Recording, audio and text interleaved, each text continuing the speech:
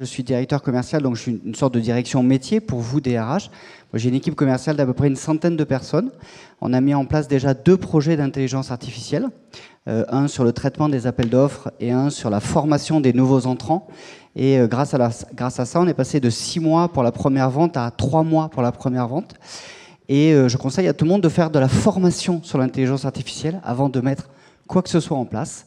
Et là, avec les cas d'usage qu'on a identifiés via cette formation qu'on va faire, on pense gagner une demi-journée par commercial et par semaine. Donc on a des cas très concrets sur une direction métier. J'en viens à mon sujet.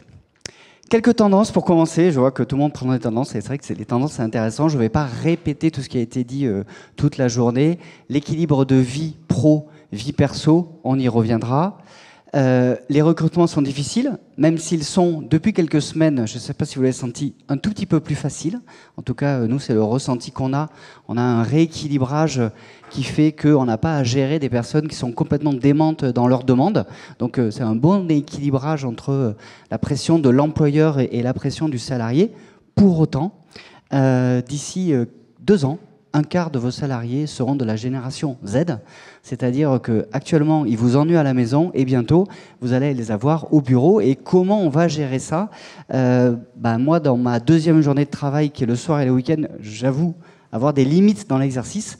Et donc, il va falloir tous qu'on s'y mette pour essayer de les comprendre et de s'adapter. On a parlé de l'entreprise qui doit s'adapter à l'intelligence artificielle. Je pense que l'entreprise doit aussi s'adapter à ces générations qui vont prendre le pas dans nos équipes et évidemment dans nos organisations.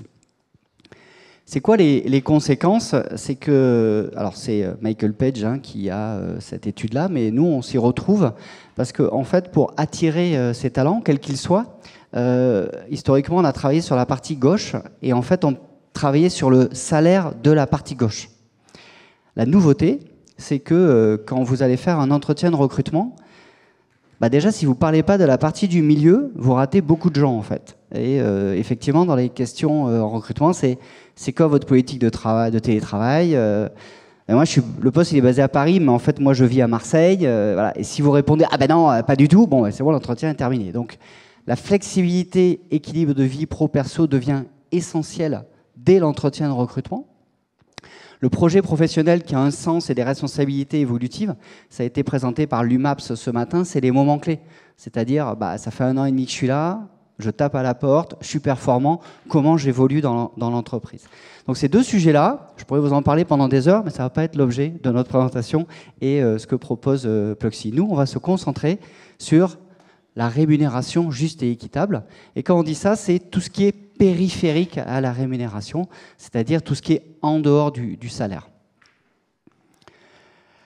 Pluxee, c'est le nouveau nom de Sodexo, Sodexo Pass, qui est l'entité avantages et récompenses du groupe Sodexo, qui a été renommé en février Pluxee, qui est une marque nouvelle et qui s'attache à fournir l'ensemble des avantages possibles pour vos salariés. Quand on y pense, une journée, c'est pas juste métro, boulot, dodo, malgré l'expression, c'est gérer les contraintes qu'il y a autour du boulot, c'est-à-dire la garde d'enfants, c'est-à-dire toutes les tracasseries administratives et personnelles qu'on peut avoir dans une journée.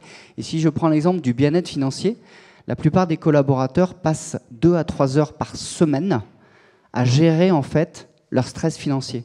Ça veut dire quoi ? Ça veut dire que si à partir du 18 du mois, ils ne savent pas comment ils vont en fait aller jusqu'au bout du mois, ils sont défocusés en fait de leur travail et de leur concentration.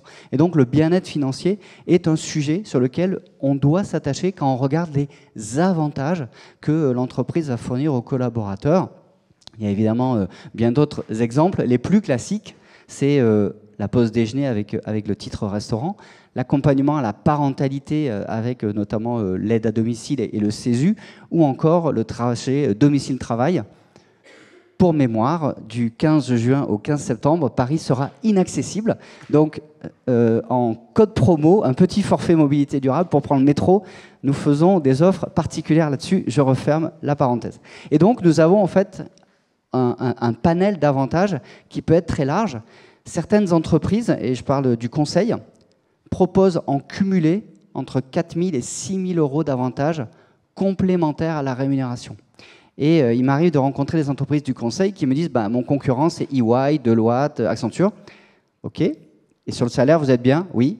Sur les avantages, vous donnez combien? 800 €. Ben, ce n'est pas vos concurrents, en fait. Puisque dès l'entretien de recrutement, vous avez un écart de 5 000 €. Et en fait, l'entreprise ne s'en aperçoit pas, puisqu'elle reste sur sa grille de salaire, alors qu'il y a beaucoup plus d'avantages. Et notamment, les jeunes générations vont valoriser un certain nombre de choses qui n'ont pas de valeur financière directe. Et si vous aidez les collaborateurs à baisser leur charge mentale, ça a parfois plus de valeur qu'une prime d'intéressement de 1 200 €. Comment vous aider par rapport à ces sujets? Parce que le plus simple, c'est de donner le plus possible sur chacune des cases. Évidemment, vous êtes contraint par un budget. Et il y a un moment hyper important, c'est les NAO, qui sont souvent un moment qui cristallise sur est-ce que je hausse mes salaires de 2, de 3 ou de 4% ou de 5%. Eh bien, nous, on vous aide à regarder d'autres angles, à regarder d'autres axes qui vont permettre d'avoir une discussion NAO beaucoup plus riche et beaucoup plus vaste, et augmenter le titre restaurant de 2 € exonéré de charges peut parfois apporter un peu plus que 0,2 d'augmentation de salaire. Et donc, on regarde en fait le panel des avantages en fonction de leur impact. Et comment nous faisons? L'UMAP ce matin parlait de segments, on appelle ça des personas. On va identifier des profils dans votre entreprise. Parce qu'un jeune collaborateur de 22 ans, célibataire à Paris, n'a pas la même demande qu'une personne à la comptabilité depuis 25 ans à Montauban. Et donc, on va regarder chaque persona. Alors, on choisit en général 2 ou 3 pour que ça soit pratique. On regarde ce que vous proposez pour ce persona. On regarde ce que vos concurrents proposent. On étudie toutes les annonces d'emploi de votre secteur d'activité. On fait ce workshop ensemble avec nos commerciaux et on vous propose une cible de package qui devrait normalement être plus à même d'attirer les talents. Dans un cadre financier contraint qu'on regarde ensemble par rapport à votre discussion NAO. 2 exemples, un peu opposés, alors je ne sais pas si c'est lisible, mais Jade, col blanc urbain, jeune cadre dynamique, SS2I, jeune diplômé, le profil que toutes les boîtes tech, start-up s'arrachent.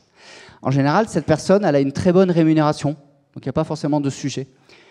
Les avantages, c'est un sujet parce qu'elle est chez le client. Et donc si, au siège de l'entreprise, vous mettez une super salle de gym, et qu'en fait, elle est chez le client toute la journée où il n'y a pas de salle de gym, bah, finalement, l'avantage, il ne vaut rien pour elle. Et son vrai sujet à elle, c'est l'équilibre de vie pro-perso parce qu'elle bosse beaucoup. Et donc, comment j'aide cette personne pour mieux gérer sa vie personnelle et, en échange, avoir beaucoup plus d'engagement de cette personne dans sa vie professionnelle. Je ne citerai pas le nom, mais une SS2I de ce type a mis 25 minutes à lister les avantages qu'il proposait. C'est super, mais si vous mettez 25 minutes, ce n'est pas lisible. Et ça a été dit tout à l'heure avec Welcome to the Jungle, il faut choisir 1 ou 2 avantages qui vont avoir un effet waouh, qui vont avoir un effet rich, pour reprendre les termes. On va parler de vous parce qu'il y a cet avantage. Certaines entreprises disent vous avez droit à 1 an de télétravail. Dans les faits, il y a 4 personnes en fait, qui font 1 an de télétravail. Mais on parle de vous pendant des mois. Et donc, vous attirez ce profil parce qu'elle se dit bah, je vais avoir un meilleur avantage, équipe de vie pro, perso. À l'opposé, et il y a eu des cas tout à l'heure présentés, on a une personne qui est en agence, en boutique, dans un magasin Naturalia, pour prendre l'exemple, ou Leroy Merlin, ou Etam. Je crois qu'il y a beaucoup de points de vente. Si on prend un petit point de vente, si on y pense, ils sont 4, 5. Alors pas un Leroy Merlin pour le coup. Ben là, c'est dur parce qu'il y a des horaires, du lundi matin au samedi soir. C'est 19 h hein, les boutiques, en général. Donc vous avez une contrainte équilibre vos prix pro-perso. Vous n'avez pas l'ambiance de l'entreprise. Vous êtes dans une boutique, vous êtes 4. Il y a intérêt à bien s'entendre. Alors que quand vous êtes au siège, ben vous avez l'ambiance de l'entreprise. Vous avez des pots, vous avez des postes café. Et donc cette personne, elle cumule, elle a un salaire qui n'est pas très élevé. Elle a un équilibre de vie pro-perso qui est difficile. Et bah, si elle s'entend bien, c'est cool. Si elle s'entend pas bien, bah, la vie est compliquée en fait, pour cette personne en agence. À titre d'exemple, on a travaillé avec un réseau de magasins pour faire des séances de déstressing, en fait, de stretching, pardon, en fin de journée. Et le personnel, il y a 10 minutes, avant la fermeture de la boutique, ils font une séance collective d'assouplissement et d'étirement via un e-learning en fait, sur une app. C'est un exemple qui ne coûte pas grand-chose et qui a permis en fait, d'améliorer en fait, l'hygiène de vie et d'améliorer l'ambiance parce que quand vous faites des squats tous ensemble, et ben, finalement, vous allez commencer à avoir créé une ambiance un peu plus sympa dans la boutique. Je suis timé. Voilà 2 exemples. L'objet de mon propos, c'est d'illustrer comment on peut vous aider pour définir une politique d'avantage qui va vous aider à attirer vos talents. Merci.